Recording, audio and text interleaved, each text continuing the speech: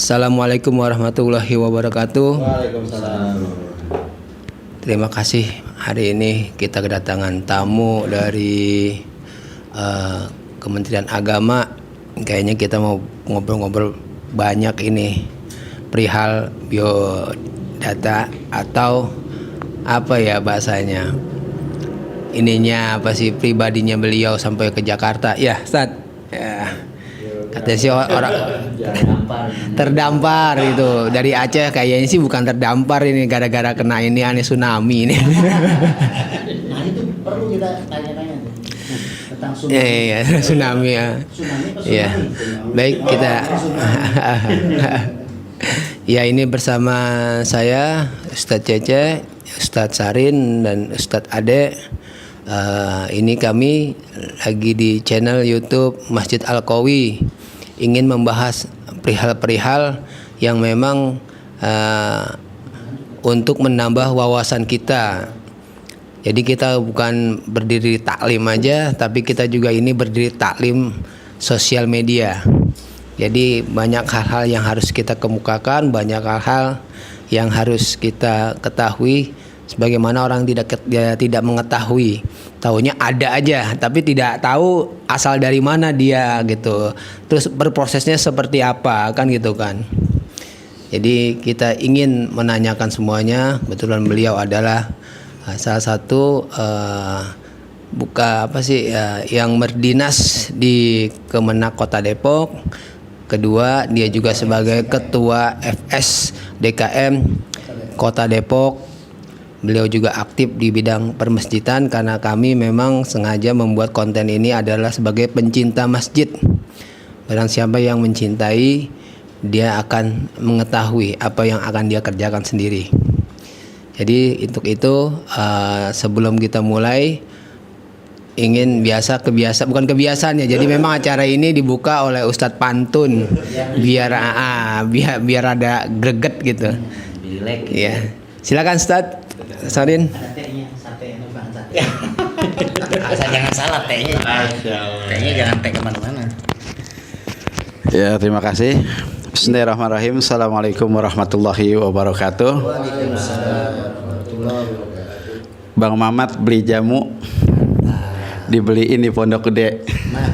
Selamat kita kembali bertemu dengan podcast Ustadz Sarin, Ustadz Cece, Ustadz Ade. Dapat aja. Alhamdulillah. Gimana Pak? Semua sehat semua? Alhamdulillah. Itu yang kita minta ya, sehat walafiat. Sehingga pada kesempatan malam ya kita sekarang ini ketemu malam lagi setelah 2 hari siang ya. Kita kembali malam bertemu kembali dengan podcast kami. Dan kali ini alhamdulillah kita menghadirkan narasumber atau bintang tamu Ustadz Agus Alian. Alhamdulillah tadi seperti apa yang disampaikan atau dibuka oleh Pak Ustadz Cece, beliau ada dari Kementerian Agama, dan banyak sekali nanti akan kita kulik.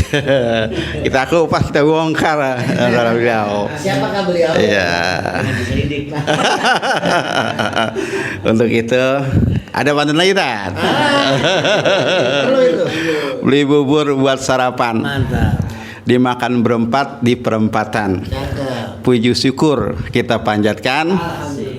Karena kita diberikan nikmat, yaitu nikmat kesempatan. Untuk itu kami perkenalkan beliau Ustadz Agus Alian dari Kementerian Agama untuk memberikan sedikit sejarah beliau sampai ke Jakarta. Dari Aceh ya? Dari Aceh, Masya Allah.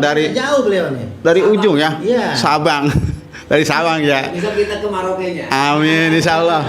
Untuk itu, permisa semua, mari sama-sama kita dengarkan, kita ikuti apa yang beliau akan utarakan atau sampaikan.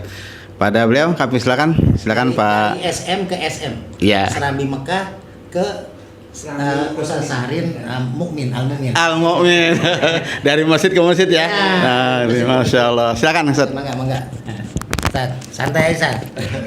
Assalamualaikum warahmatullahi wabarakatuh. Assalamualaikum warahmatullahi wabarakatuh. Alhamdulillahirabbil alamin wassalatu wassalamu ala asrafil anbiya'i wal mursalin wa ala alihi wasahbihi ajmain.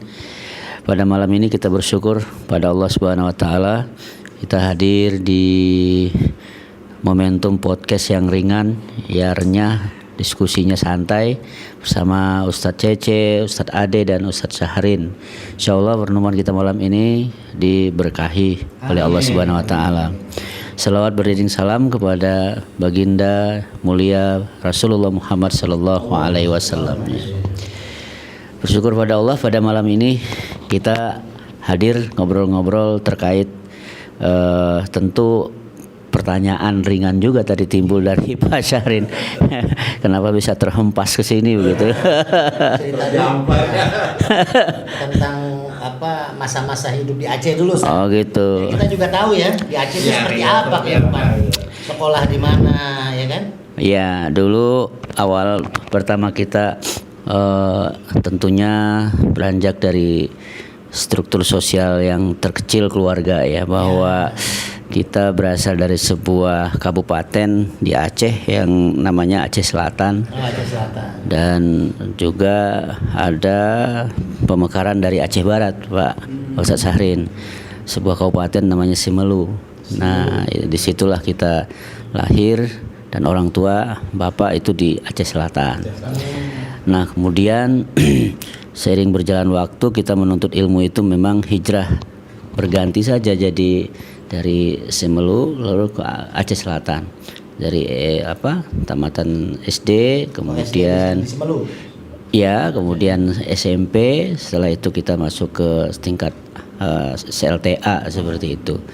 Nah kemudian selanjutnya kita berproses ngaji begitu sama dengan teman-teman yang lain, sifatnya di pondok yang bersifat ditempatkan oleh ustadz yang mengaji terkait tilawah, bahasa Arab ya, kemudian kitab-kitab yang mungkin menjadi sebuah rujukan kita belajar di situ. Nah lalu kemudian di selesainya aliyah kita mencoba di Universitas Syahkuala namanya. Nah di Fakultas Ekonomi pada saat itu, lalu karena izin Allah belum lulus Ustaz Ece, ya ngambilnya di jurusan akuntansi. Nah kita belum lulus, lalu kita pulang lagi ke kampung halaman.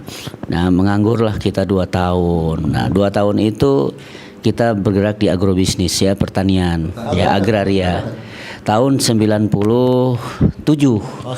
ya, SLTA, kemudian 97 itu kita lanjut, kemudian kita belum berhasil lah. Tadi saya sebutkan bahwa kita kembali ke kampung halaman, bergerak di agraria, agrobisnis dan pertanian ya. Nah akhirnya kita bertani gitu. Ya, suatu peristiwa yang sangat menarik dia kalau kita alami. Nah di posisi setahun setelah itu di 98, nah 99 saya yang menarik tuh Sasarin, pernah ikut tes prajurit TNI. Ya, jadi tentara. Ya merasakan dari tentara prajurit yang itu pangkatnya prajurit 2 ya. Nah, tapi memang belum takdir lagi karena kondisi kita belum kesempatan tadi seperti Pak Asarin sampaikan. Ya akhirnya Cece kita kembali lagi mencoba mengikut tes perguruan tinggi, yaitulah Universitas Islam Negeri. Nah di Aceh yang namanya UIN Araniri. Nah 99 dan alhamdulillah terpilihlah di sebuah fakultas, yaitu Fakultas Dakwah. Nah lalu selesai dengan predikat yang baik dan lumayan cepat ya. 3 tahun setengah waktu itu. Nah, jadi pada posisi itu kita diberikan istimewaan lah, cum laude lah begitu. Nah, lalu kemudian setelah itu kita 2003 itu Pak Sarin, Pak Ustadz Cece 2003 lalu kita 2003 itu udah SPDI ya tuh? Sarjana Sosial Islam. Iya, Sarjana Sosial Islam Fakultas Dakwah. Lalu Ustadz Cece kita kembali ke basic ya, ke organisasi. Dimana kalau bicara organisasi itu sangat banyak Pak Ustadz Cece. Jadi semua orang tuh berkiprah dulu di awal kita berorganisasi di setingkat kita pulang setelah kuliah itu kita bergabung di sebuah organisasi yang dinamakan Banser Nahdlatul Ulama. Kemudian udah jadi bagian NU ya. bagian Banser Nahdlatul Ulama, kemudian kita bergabung di GP Ansor serta itu Karena dulu mungkin di tentara nggak lolos jadi digantikan Banser. Memang latihannya hampir sama dan itu saja karena nggak lama seminggu. Coba kalau lebih dari situ mungkin terbentuk seperti tentara. Jadi setelah itu baru kita mencoba di LDNU, Lembaga Dakwah Nahdlatul Ulama. Jadi semua itu kita ikuti dan basic kita juga belajari ilmu qiraat, qori dan sebagainya itu. Nah, dan setelah itu kita setelah kuliah juga tidak serta-merta dapat pekerjaan atau profesi. Nah, sebelum itu juga dalam proses perkuliahan juga saya pernah di wartawan ya. Wartawan di jurnalistik. Maksud saya jadi ada beberapa pengalaman. Saya wartawan di media cetak, media elektronik, di radio juga begitu. Nah, penyiar juga gitu kan. Podcast boleh kan nyanyi dangdut? Saya kira edisi nyanyi nanti ya. Nanti kita edisi khusus. Bagus suaranya tuh. Mirip Roma Irama suaranya. Jadi semua itu kita lalui. Jadi seni kita ikuti, baik seni dalam arti qiraat, kemudian seni dalam seni suara, dan ini semuanya dakwah dan itu kita lakukan agar mengembangkan potensi aja Ustadz Cece. Potensi yang ada pada diri kita ya, saya kira insya Allah kita akan bisa menggelutinya. Nah di 2003 Masuk ke S2. 2003 saya kembali ke kampung lagi, tadi yang saya katakan di Simelu tadi, saya bekerja di pemerintahan. Itu tadi di Humas afiliasinya ke radio. Nah di radio itu saya setahun setengah. Nah barulah saya mengikuti prosesi seleksi di Kementerian Agama. Nah, Lulus tuh. Ya alhamdulillah lulus. Tahun 2004 2004 ya lulusnya 2004 itu prosesi tes, dan itu makanya tadi yang terjadi tsunami tanggal 24 Desember ya di 2004. Itu tsunami itu saat itu masih di Aceh ya? Masih. Iya. Ya di sini. Ada cerita juga yang pernah diceritakan Ustadz Ali ya. Salah satu sahabat beliau lah, dan termasuk kayak adik kelas ya. Beliau punya adik kelas seorang wanita ya. Dulu sebelum nikah. Jadi beliau tuh tinggal sama paman dan bibinya ya. Iya betul. Aceh. Betul. Nah sama beliau ini sama Ustadz Ali ya. Jadi beliau ini termasuk, makanya dekat dengan saya ini udah hampir setahun lebih. Ya ternyata memang orang hikmah juga beliau. Jadi beliau punya firasat.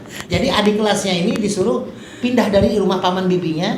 Karena lagi kuliah kan, suruh tinggal di kampus. Iya. Nah tinggal di kampus nggak lama tsunami terjadi. Bibi pamannya meninggal semua. Ya itu memang tinggalnya di belakang Ustadz Aceh, di belakang Masjid Raya Baitur Rahman, tidak jauh lah. Baitur Rahman Aceh. Nah itu sejarah saya juga pernah mengajar di situ dan beberapa kali menjadi muazin di masjid tersebut ya. Nah tidak jauh kata Ustadz Ade tadi, dari sekitar 2 kilo lah di belakangnya, kan tidak mungkin pada dampak sekali. Nah alhamdulillah syukur berkat petunjuk Allah beliau hijrah ke asrama Putri Yai Uin ya, maka Allah berikan kesempatan beliau sampai sekarang sudah berkeluarga begitu saya kira. Ya, Bapak jangan tanyakan belum atau tidak. Beliau paling tidak punya firasat yang memang baik buat adik kelasnya. Firasat untuk bermanfaat untuk orang lain ya, bukan firasat lain saya kira. Ustaz Cece. Sebenarnya kalau waktu itu udah ketemu saya firasat lain. Lanjut. Kira-kira jadi jadi itu S2 ya. Setelah itu saya ikut di Kementerian Agama di Simelu, itu ada beberapa tahun ya, lalu saya hijrah ke Banda Aceh lagi. Banda Aceh, kota Banda Aceh. Nah setelah itu baru saya kuliah ya di Universitas Islam Negeri di 2011, agak jauh jarak. Aceh juga. Di Aceh juga. 2005. Bukan, 2008.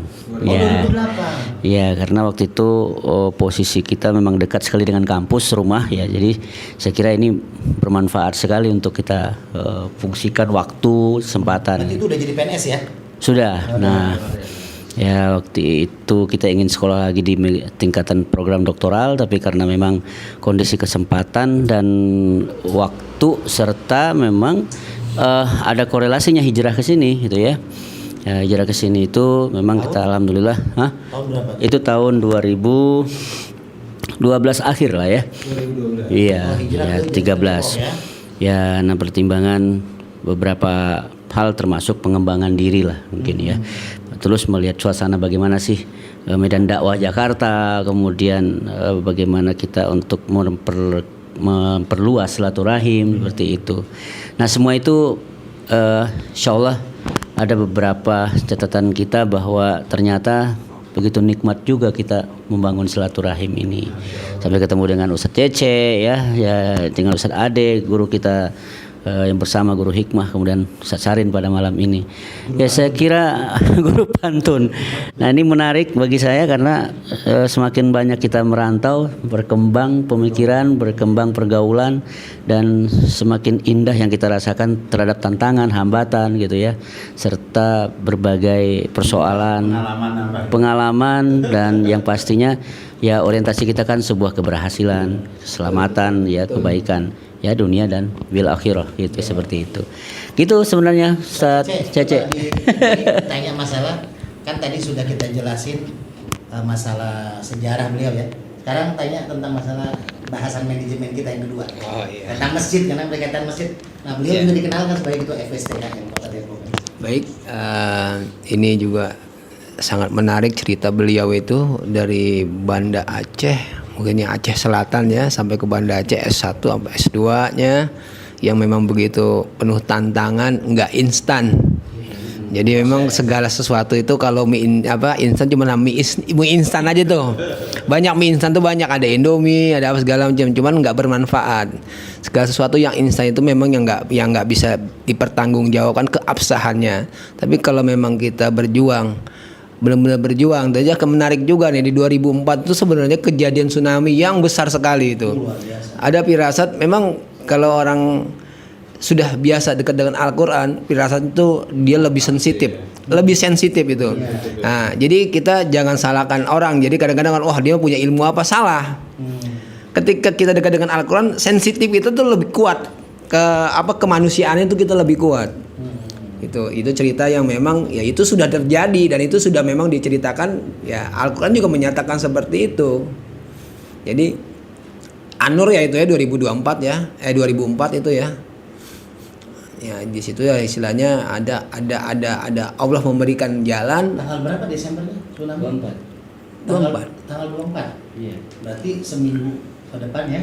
Iya. Itu sudah masuk 19 tahun. Iya, 2004 Desember 24.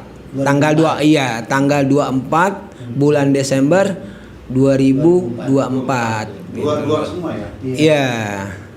Itu sangat luar biasa, itu memang kejadian yang memang itu juga waktu itu saya kaji itu, dan itu mungkin ya agak-agak lupa ingat lah saya itu kajian itu Ya, yang menyatakan klarifikasi itu 26 Desember. 26 iya 25 Desember. Pada saat itu kejadiannya. Kejadian 19 tahun. Iya. Kejadiannya sekarang udah bulan Desember kan? Iya, ada bulan Desember. Nah, itu memang juga dan itu kejadiannya kalau nggak salah di subuh ya, Jumat ya. Di hari Ahad kalau tidak Ahad salah. ya, di hari ini ya. Pas itu mau kejadian subuh biasanya ya. Iya, mulainya. Memang mulainya subuh itu. Katanya surut dulu gitu Ustaz ya. Ya, itu surut dulu airnya. Lama atau jarak Lama, lumayan lama.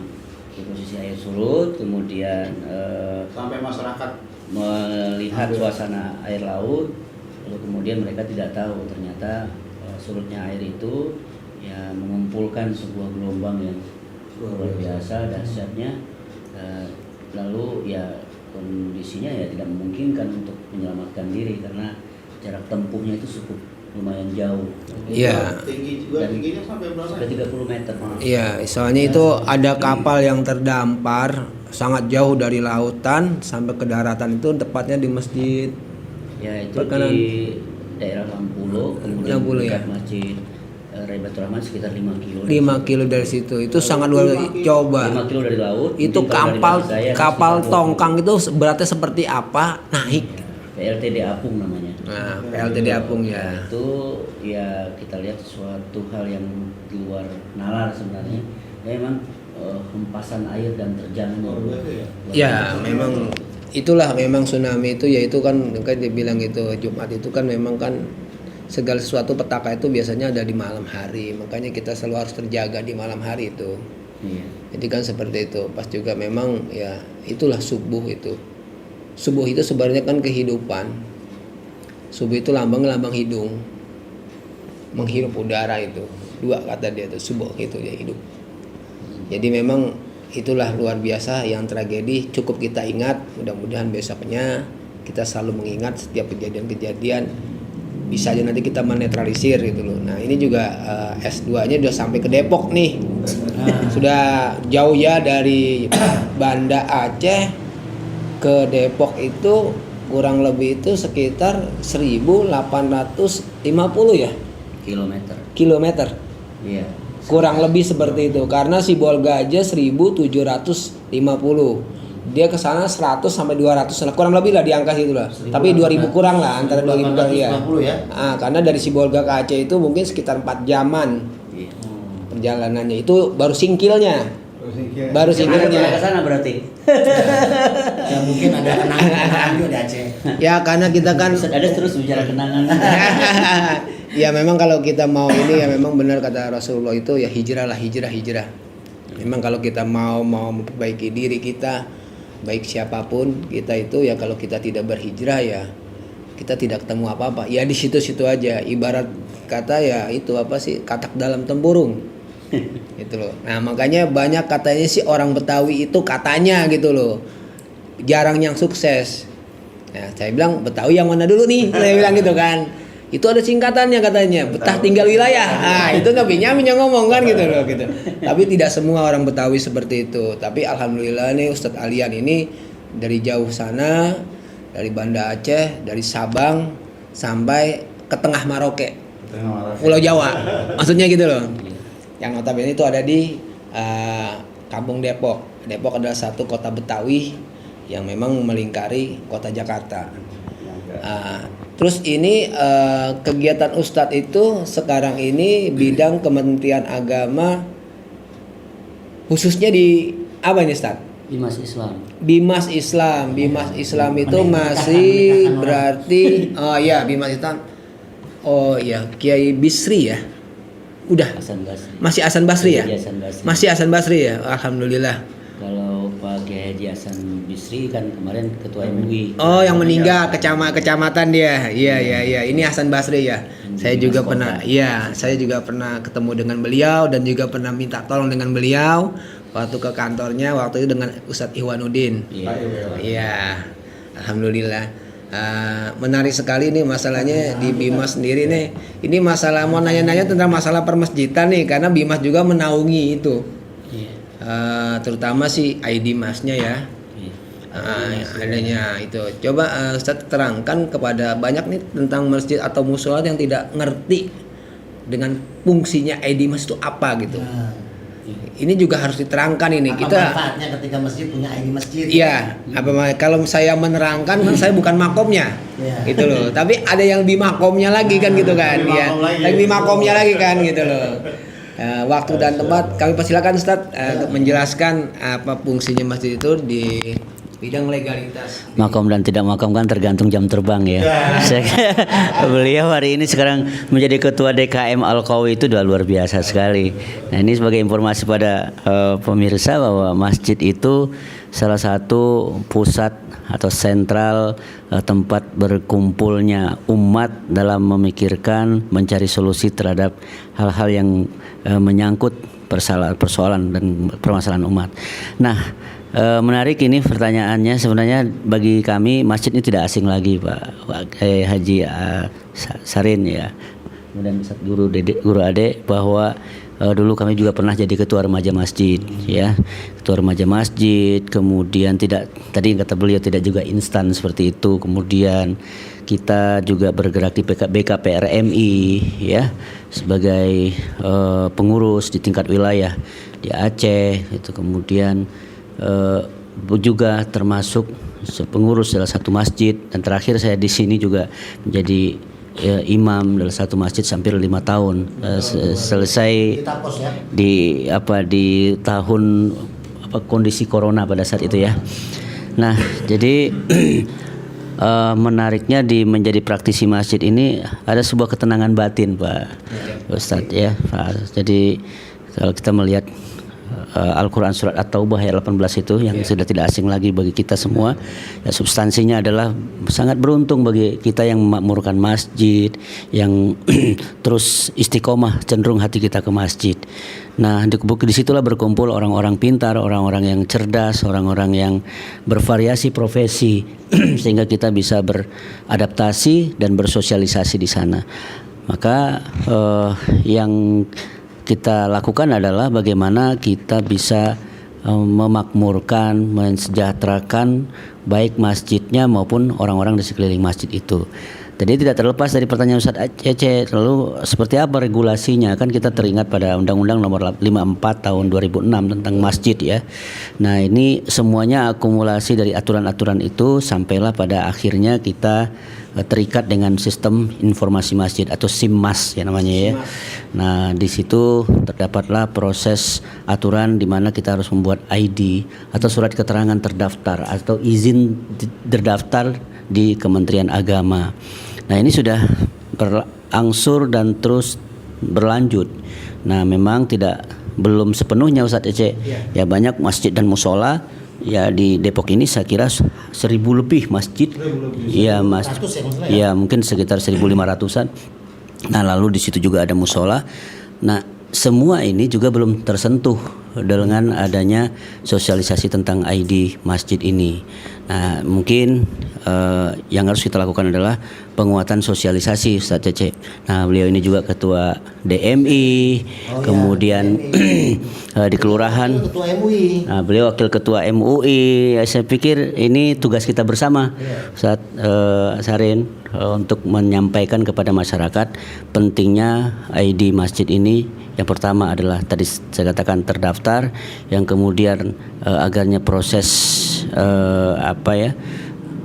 mengetahui rekam jejak masjid tersebut sehingga masjid itu benar-benar terdeteksi terkait program, kegiatan yang kemudian nanti bersinergi dengan kebijakan-kebijakan yang ada di pemerintah maupun di sifatnya ulama dan umara itu bersinergi begitu. Nah, lalu tentu ada efek yang lain, misalnya terhadap bantuan yang diberikan oleh Kementerian Agama, oleh pemerintah kota, pemerintah provinsi. Ya, saat ini aturannya ya harus memiliki ID masjid. Juga bukan hanya ID masjid, tapi juga ID majelis taklim. Taklim juga harus ada ID-nya juga, karena nanti berbasis di bawah naungan Kementerian Agama, sifatnya yang bersifat kegiatan keagamaan. Lalu ID atau surat izin daripada TPA, Taman Pendidikan Al-Quran. Nah, ini juga akan berefek terkait ya mungkin ada sentuhan bantuan dan sebagainya. Kalau dulu saya pernah perbantukan di pondok pesantren, di seksi pondok pesantren. Nah, itu ada kemudian sedikit apresiasi yang didapatkan oleh guru-guru TPA seperti itu. Dan lebih mudah ya akses. Lebih mudah untuk akses bantuan ID itu. Tapi sebenarnya syaratnya gimana, Sob? Ya, syarat-syaratnya kan itu adalah bagaimana kita menggambarkan profil masjid dulu. Profil yang kemudian kita menyampaikan tentang program kegiatan masjid. Lalu kita harus ada struktur masjid. Ya, apakah itu di-SK-kan oleh beliau seperti DMI. Nah, makanya ini penting. Kenapa DMI ini juga harus kita berdayakan agar kemudian bisa berdaya guna terkait peng-SK-an, pengadministrasian. Ya, walaupun sekarang ini ada juga BKM, Ustadz, namanya Badan Kesejahteraan Masjid.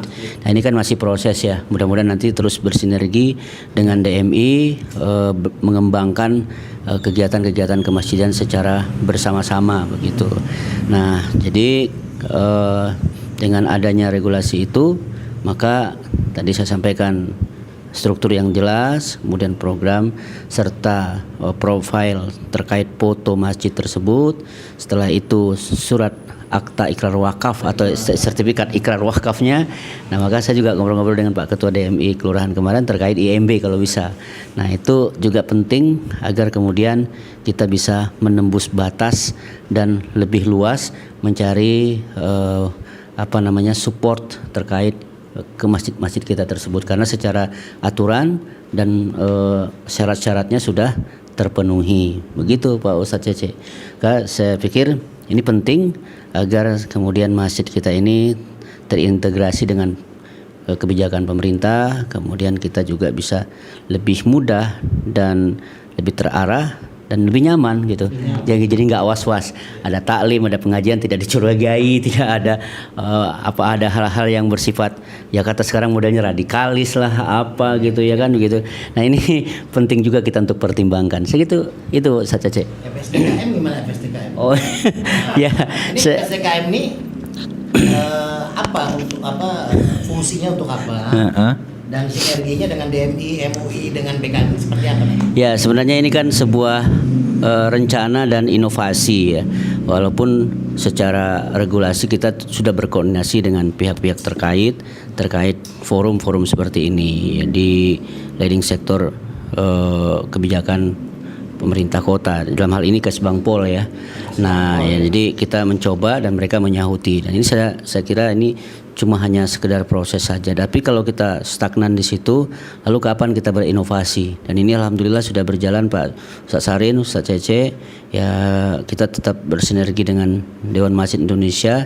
Tidak ada semacam saingan, tidak ada kemudian saling bertanding ya. Tapi kita bersinergi, saling mengingatkan saja, dan kita selalu kalaupun hadir ke setiap masjid kita mengundang teman-teman DMI dan BKM untuk hadir menyampaikan ide dan gagasan tentang masjid itu. Maksud dan tujuan kita adalah selama ini kita hanya di luar dan di belakang meja atau kemudian sibuk dengan kegiatan kita sendiri, sehingga teman-teman kita di masjid itu seperti yang disampaikan Ustaz Cece tadi, masalah ID aja kadang-kadang belum tahu. Kemudian mengenai hal-hal yang bersifat program, baik bersifat idoroh, imaroh ya, dan bukan riayah tentang kemasjidan itu juga masyarakat kita sudah melakukan, tapi terkadang tidak termanage dengan baik gitu ya. Nah, misalnya sekretariatan masjid mereka anggap tidak penting, ternyata penting. Kemudian masalah memakmurkan masjid dengan konteks keaktifan dalam kegiatan juga kajian dan sebagainya, pendidikan sosial dan sebagainya, mereka anggap tidak penting. Tapi ternyata mereka sudah melakukan, tapi terintegrasi dengan baik. Terkait terakhir itu riayah, bagaimana mereka menjaga fasilitas yang ada di masjid. Ya, kemudian peralatan masjid ya, kemudian hal-hal yang bersifat teknis sehingga masjid itu betul-betul terjaga. Nah, ini penting untuk kita rileks berdiskusi sebenarnya bagaimana silaturahim itu sangat penting. Ya, kayak nggak ketemu Ustadz Sarin kalau nggak ada silaturahim kan. Nggak ketemu DKM Alkawi, Ustadz Cece waktu saya kesini malam-malam, Ustadz Cece mengundang kita buat acara maulid. Ya, itu kan suatu hal yang sangat menarik, nikmatnya bersilaturahim. Ustaz Ade juga sama, walaupun beliau ini sudah lama saya kenal, tapi kalau tidak dirajut dengan silaturahim, ya sehingga kita tidak terpaut untuk menggerakkan yang namanya masjid. Sehingga beliau itu memberikan pencerahan-pencerahan. Nah, orientasinya adalah masjid itu kita jadikan sebagai wadah kita menjaga silaturahmi dan juga mengembangkan potensi-potensi para dai, ya para mubaligh yang nanti kita akan sampaikan kepada DKM agar kita juga memiliki warna warna baru. Ya, kadang-kadang ya yang khotib itu saja, kemudian orang luar nggak boleh masuk atau seperti apa kan. Ini nih kita berbicara masjid yang moderat ya, sehingga nanti kita tidak terkotak-kotak ya dalam sebuah pemikiran bahwa Ustadz B, Kiai A dan sebagainya. Jadi ya inilah, mau dia Muhammadiyah, mau dia Nahdlatul Ulama, mau dia Persis dan sebagainya. Mari kita bangun sinergisitas, kita berorganisasi, berwawasan dalam membangun sebuah masjid itu dengan mempertimbangkan dan mempersilahkan saudara kita untuk berinovasi dalam mengembangkan masjid. Saya kira begitu Ustaz Cece. Masya Allah. Luar biasa penjelasannya, panjang, detail, gamblang, terang. Ya ini sebenarnya bukannya ilmu lagi, sebenarnya kami juga dari pihak DMI sudah aware lah katanya, udah woro-woro lah kalau kata orang Depok sih gitu kan. Memang sekali lagi kurangnya kedisiplinan ketua pengurus itu yang selalu menggampangkan segala sesuatu hal, karena mereka berpikir bahwa masjid ini adalah tempat ibadah notabene pasti wakaf, tapi belum tentu juga wakaf kan gitu kan. Karena apa? Belum bisa menunjukkan legalitas yang sebenarnya kan gitu kan. Ini jadi polemik juga gitu loh. Jangan sampai yang sudah kejadian terdahulu terulang lagi, ngungkit lagi siapa sih pemberinya kan gitu kan. Terus juga memang saya lihat juga di sini kenapa sih ID masjid, sebenarnya ID masjid itu dibuat itu bukan masjid aja ya, ada 3 tadi, ada masjid taklim, ada musolah dan juga masjid gitu loh.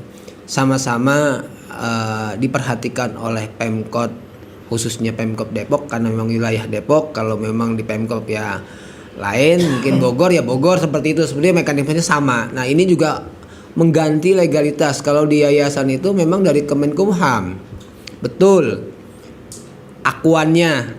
Tapi kalau ID masjid atau SIMAS ini memang ya dia itu ketika kita sudah punya itu sangat diakui. Semisal kita renovasi nggak punya uang, bisa mengajukan dasarnya itu yang lebih dasar dan paling mendasar. Jadi kalau lebih dasar dan paling mendasar itu adalah salah satu pokok pengakuan dan memang sudah tanggung jawabnya pemerintah, dalam hal ini Kementerian Agama. Kenapa tadi juga bilang masjid taklim itu? Jadi kalau memang di masjid ada masjid taklim ya ajukan, nggak jadi masalah. Iya. Hal yang beda gitu loh. Jangan jadi kalau kita sekarang ini salah kaprah, masjid taklimnya di masjid kan gitu kan. Tapi juga mau bikin masjid taklim juga gitu loh. Tapi juga anggarannya juga kadang-kadang juga dari masjid. Nah, ini salah kaprah menurut saya gitu loh. Karena kalau kita ngelihat juga pemerintah sudah memberikan, Anda ada dapat jatahnya kok, semuanya dapat jatahnya, semua dapat gitu loh. Maksudnya pemerintah itu jangan memberatkan. Karena taklim itu adalah tempat kumpul. Kalau masjid itu adalah asajadah, tempat sujud. Nah, dipilah kan itu. Belajar ya kita di taklim kan gitu. Makanya perhatian luar biasa dari pemerintah, khususnya Pemkop Depok ini memperhatikan segitu detailnya. Cuman kita sebagai pengurus kurang peka. Ya kadang-kadang kita cuma cinta-cintaan doang, senang-senangan doang, kan gitu kan. Jadi inilah momentum untuk para ketua DKM, baik itu musolah, baik itu masjid. Yuk kita rapikan legalitas kita, gitu loh. Tadi juga Ustadz Alian juga menyatakan ya kalau bisa sampai IMB kan gitu kan. Kalau di Jakarta sendiri itu masjid dibangun, walaupun dibangun ketika kita mengadakan kita mengajukan IMB itu bisa keluar. Mudah ya. Dibantu oleh dipermudahkan oleh pihak instansi terkait itu dimudahkan. Nah ini PR sebenarnya ini Pemkop Depok ini. Ya nggak apa-apa, saya udah ngomong terus terang aja kan gitu kan. Jadi saya tidak berkiblat ke Jakarta, tidak. Segala sesuatu yang memang sudah itu udah pasti ada kan gitu kan. Dan tidak mungkin tidak ada, pasti ada gitu. Tolonglah hal yang seperti itu dimudahkan semua kan gitu kan. Jangan ini sekian, pasumnya sekian, jadi 40-60. Kalau kita bahasa bangunan seperti itu. Oh harus dari jalannya 20 meter. Oh jadi ya habis lah, orang masih cuma 20 meter.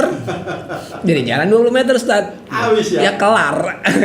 Nah ini kadang-kadang tingkat kesulitannya itu seperti itu. Tapi kalau untuk masalah ibadah, apalagi ini kan sosial yang menuju kepada tingkat ibadah umat muslim. Jangan umat muslim di Harjamukti, khususnya di Pondok Ranggon aja, ada saya lihat itu suatu gereja yang sudah terbangun tapi dia dikeluarkan IMB.